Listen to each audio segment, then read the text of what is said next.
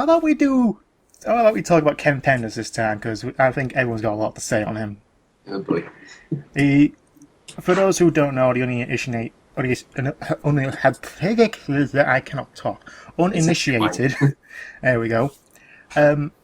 He sued Archie on grounds of copyright or contract agreements and everything. Basically, he threw a big hissy fit, as it were, about his characters being used and him not getting royalties for it. Characters he specifically wrote for Archie to use, like the Brotherhood of Guardians, the Echinopolis family trees and everything. Jeffrey, I think Jeffrey and Hershey Cat, the Suppression Squad, the Anti-Freedom Fighters. You know, all the characters that kind of give the Archie universe its own flavour, as it were, compared to the games, which were very simple. Because of his hissy fit, he sued Archie for all use, and Ian Flynn and maybe another writer had to rewrite 3 months worth of work, which Corey spent on like a year's worth of comics, just to please this asshole, as it were. Maybe a bit harsh, but he's painted a picture of himself as an asshole. So characters who weren't meant to be in the endangered species arc were there, like such as Shard, a former Metal Sonic, which also got rid of the kid in the race, including Julie Sue, who was a fan favourite. Then there was a crossover, and the Olympics tie-in took longer than expected. There was a crossover with Mega Man, so instead of having the Archie cast there, it was just the Sega cast. Yeah. And after that ended, there's the reboot, where everyone had a redesign. Every historical event that happened in the Archie series did happen, but happened differently. Like, it wasn't Julian Ivo Kintomboro Robotnik Eggman. It was just Eggman. Yeah.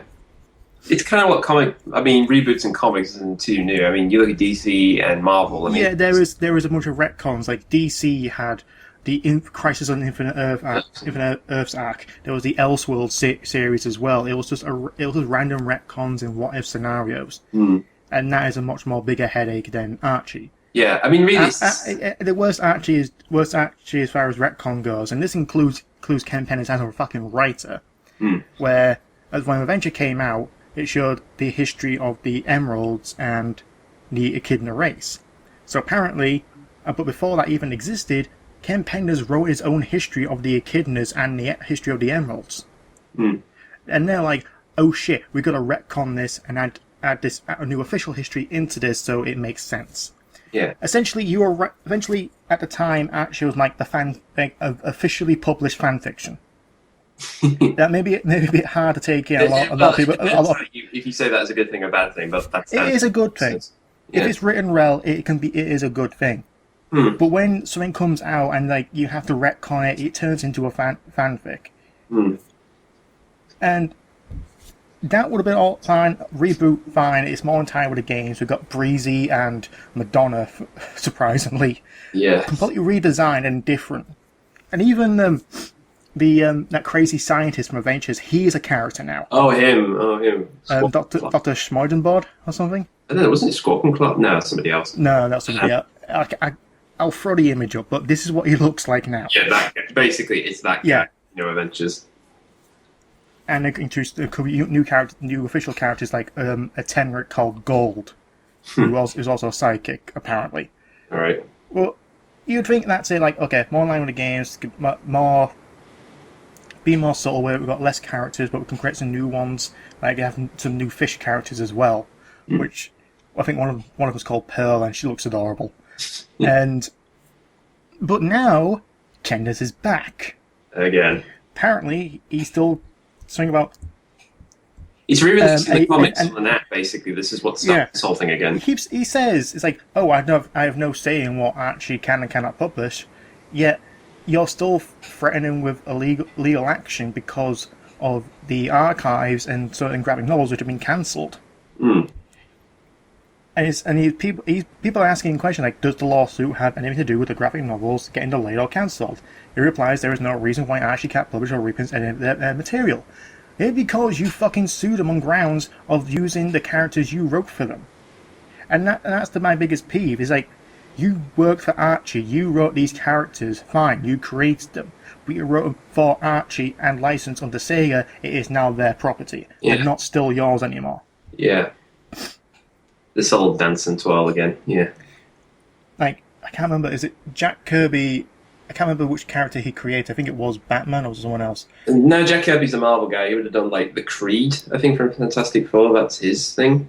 Yeah. I'm just saying it's stuff like that. It's like saying, it's like Spider-Man. It's like, for years, people saw Stan Lee as the main creator. He really... And then a few years ago, Steve Ditko, the guy who actually drew him, made this big argument about, it's one thing to write something, it's then to draw it and actually show it in action. That's saying, who's really the creator. And at the end of the day, it's basically they're both the creators of Spider-Man. They're both Stan and Steve are the co-creators of Spider-Man. Yeah, but Stan gets the most limelight. Well, yeah, well, I but guess but more... overall, it's still, you wrote it for Marvel Comics. Yeah. And I think Stan Lee at the time was a writer and publisher of it. Yeah, definitely back then. It's just a question of, just know who did it, at least. That's the difference. Not in terms of who gets the money. It's just remember, these two guys made it, so just remember that. Yeah, and Penders trying to push it off, like, when people learn all the details, I understand why I have no sympathy to those who think I'm being unreasonable. Mm. And this is brought up because Archie released an app where people can have the ability to read the Sonic and Mega Man series on their tablets or iPhones. Mm. Which is good, but at the same time, you're complaining about royalties, which you would think is over and done with now. Yeah. And it's just... He's like he wants to be recognised, but he's being recognised right now as an asshole who nearly ruined Archie. Archie is now getting very good right now. Well, it's basically he's becoming, that guy again, basically. It's him again. Pretty much. It's just, here's the problem guy again. Here's the guy who said he'd create a Dalek, and he's like sued, and he's trying to sue the BBC because Doctor Who is now popular. Well, yeah, that's basically like, you're a bit late for that, aren't you? Yeah. And even so far as saying that someone asked him, does the lawsuit have anything to do with the graphic wrong one tweet I'm looking at. With all the lawsuit threats, would you sue fanfic writers too? And that is a good question, because there are tens of thousands of fanfics on the internet. And his reply is, I only request fans writing and or drawing stories using my character to simply add characters' names, copyright and trademark year by Ken Penders. No. You wrote them for Archie. They are Archie characters. I mean, if you want to say you helped made them, that's okay, but if you're just going on saying... You wrote them. I don't think you fucking drew them. Yeah. He just wants credit for his characters, but no one... Until you actually opened your fucking mouth, no one fucking knew. And lately, this one pissed me off. Yeah, here we go. Ken Penders, quote, I probably believe in Sonic more than you do. It was a tweet. I understand you're under no obligation to name names, but it seems odd that you're the only one speaking out about this. Is Ken Penders. I'm in a better position than they are. There are also a lot of issues involved here, which I speculate might be disruptive. For example, is dealing with severe health... Scott Shaw, for example, is dealing with severe health issues, but he has filed for his copyrights and speak out on Facebook. That's understanding, but I'm confused how you would make a tweet about Flynn rather than email him. Emails can be included among documents when they get legal action, so can blog postings, and then see the need to be private. The problem with companies and their lawyers is that they want to waste your time, effort, and money while they delay action. Given the success of the comic book-based films, at Sega would be wise to embrace the Archie series as a means of reviving the franchise globally. Okay, you know what? I was actually half agree with him that time.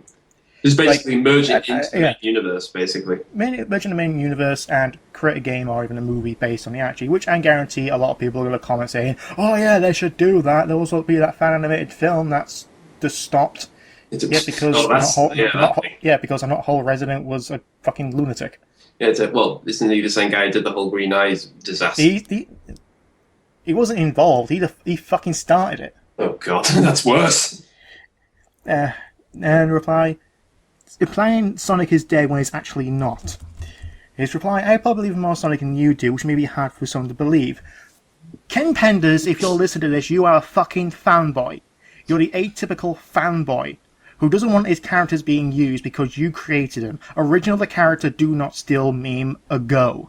You just want to be recognised for your work. Yes, you have. Your work right now is nearly ruined Archie in the legal dispute of your characters being used, which you wrote specifically for Archie to use. Now you're not using the characters and making new ones to avoid any legal action with you. Yet you're still pursuing royalties on archived hardcovers, graphic novels, and even the app. Everyone knows you as an asshole. That just sounds more like, I just want more money for shit you're releasing again. And even then, his stories weren't that great. What was that one of the Sonic Super Special? Oh, he had a crossover with Spawn, and the characters being in the real world for some reason. For a few moments, and then buggering off again. And also X-Files. Yeah, that happened. Well, was it not officially X-Files? It was like a, Under and Scully, basically just changed the names and, the losses will never know. Like, oh, you're proud of that? I fucking read it. It is shit. It is absolute shit.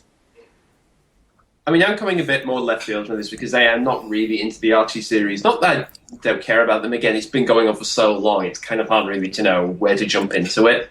But it's weird because, interestingly enough, for me, one of my shooters was actually Nigel Kitchen, the guy behind most of the Sonic the Comic UK one. And I did ask him stuff as when you made those particular characters for the comic, did you consider them yours? I mean, any copyright stuff? He said, well, at the end of the day, yeah, we made them. It was our idea. But obviously, we don't really have any control of what happens to them afterwards. I mean, Sega can do, well, really, it's their property. What they can do with them, it's their thing. I mean, I think he said one point he went to a convention once where they used their badniks, which were sort of the best way to, it's like a stormtrooper with a gorilla face. And again, they were used, I think, to promote something. So it is still used in some places, but again, they don't have any say or means or any financial gain from it. It's just the case of, hey, we did this for the comic. That's it. That's our job. Yeah, and the fans are making Sonic the Comic online, which continues the story. Yeah, exactly. And the Fleetway doesn't. It's still open right now. There's no legal disputes or anything. It is basically a fan continuation of the series. And even Nigel Kitchen and Nigel Dobbin. It's Dobbin and Richard Elson are kind of the big key guys. They approve it. They actually wrote a special comic for it. Yeah, they did. It was back last summer or something. Yeah. Yeah, which I got them to sign it. Yeah, we both. Yeah, exactly. A physical copy as well. Yeah, the online one actually is like I said, online. Yeah. But even after Ken Penders left Archie, even when Ian Flynn came along, I think they redesigned them and renamed them. Scourge was now Anti-Sonic was now called Scourge, and he's now green. Yeah. All the rest of the anti-freedom fighters basically have the alternate names like Bums Rabbit, Boomer Walrus, Miles Prower, which is Tails' real name, which is odd, Alicia Acorn, which is Sally's mother's name, and Patch the Coulette. Well, it was kind of like again renaming characters to basically say, oh, they're not the official ones. Well, it's maybe a bit different, but it's like with if you look at stuff like Mighty Number 9 or the guy who made Castlevania Symphony of the Night, they're essentially making this is basically Mega Man, but without Capcom steaming over our backs every 2.5 seconds. Or Konami. Yeah, exactly. It's basically say, okay, this is basically what I'd be doing if I had the official name, but I'm not. But that's kind of different, though. It's like that's the creators using what they created for a different license. But this is taking someone else. This is taking someone else's characters they're written for and changing them to a different medium. Mm. And to be honest, an anti-Sonic at the time, this kind of stupid. Then Scourge came in, like, oh, this is more sinister. That's it. Like, is this a real parallel to Sonic? Yeah, well, to be fair, I've already got one in the main universe, and even he's not particularly that interesting at times. Yeah. But it's worth mentioning, actually, one of the things you mentioned, you brought up Doctor Who, is actually, I remember listening to an old interview with Russell T Davies just when Doctor Who was starting back up. And funny enough, the way old Who used to work was that you used to get a bunch of writers in to come up with story ideas. And of course, they would write them for the episode. And you had a script editor who would go in and change things, or we have to drop this scene because it's too expensive, or maybe we could do it in a different way. And back then, it was pretty much if they wrote the story, their names would still appear on the credits, even if the scripts were changed dramatically. But the basic core idea would still be theirs and they'd still be credited. And also, back then, the idea then suddenly, something like the Daleks become this big pop culture icon, or the Cybermen become this really interesting scientific discussion with people, then that's when people say, I could get money off that. That's why Terry Nation still has the trademark of Daleks, still have Terry Nation's name on it, because he managed to put a trademark on it. But even then, when New Who started, it was a case of we couldn't take all the ideas that had to come from the main writer. So every series, Russell T Davies and Stephen Moffat would have to come up with 12 episodes each series, and then would say, okay, I want an episode where the Doctor does this, or hey, it wouldn't be interesting to do this, and you go off and write it. As supposedly just having a bunch of people come in and submit ideas, because then it gets into all copyright issues and hey, I want this money every time you repeat this episode. So again, it just showed there is partly that danger, I think, in Medium, saying, that was my idea, or I did that, or hey, where's my money for this episode? Yeah, but I don't recall any. But the difference is, like you said, Terry Nation copyrighted the trademark Daleks and their design. I don't think Ken Penders fucking did that. No. I mean, but it's the same basic principle, as in you say that every time you use them, you've got to give a pot of money to this guy, basically. And from the sound of it, he's trying to do the same thing, but in a more, basically doing it in bloody court every time. Yeah, for example, the guy said, I invented a Daleks, here's the picture I drew. I think it was the TARDIS, I think it was the guy. Yeah, the guy who came up with the actual TARDIS, and again, it's like, if he did this back, like, say, the mid-'80s, when Doctor Who was practically on its last legs, I mean, most people would have gone like, whatever, who cares? Now, though, it's like, really? Now? Just because it's now this global phenomenon? Yeah. It does feel weird. It's, at the end of the day, it's basically saying, I want money for something I did, and it always varies depending on your argument. And there are some always good arguments, but there are some people out there. I mean, I know some people who have done stuff and made things for years and have been paid the amount of money for what their job is, and the fact they go on to become these big pop culture icons and stuff. But a lot of them are never really that saying, I just want money for every time you use this image of a character or this person in an episode or whatever. And it feels really, it's just there to be, well, I've got nothing else to do and I can't be bothered making anything new, so I'll just grab all the money off of stuff I made before. So, Ken Penders, why the hell did you try suing him a year and a half ago instead of maybe back in 2010, 2008, when they changed your fucking characters' names and designs to say, they're still using my characters. They should be paying me royalties. I think what the other thing we should mention is the whole thing believing in something. It's like, well, if you do, then you'll just leave it alone. There's no point in saying, I believe it, therefore I can fix it. It's like, no, you can't. It's up to Sega or Sonic Team or Archie to do whatever the hell they want, and arguably it's their jobs to really learn from the lessons and do the right thing. All we can do is hope it's good. We want to support them as best we can. I mean, we'll bitch and moan about some things. Yeah, that's what fans do. If you don't like something, you kind of bitch about it, but you still love it unconditionally.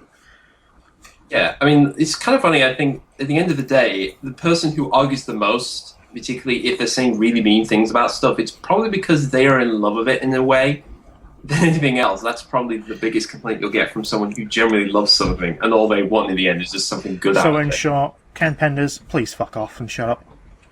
Preferably in that order.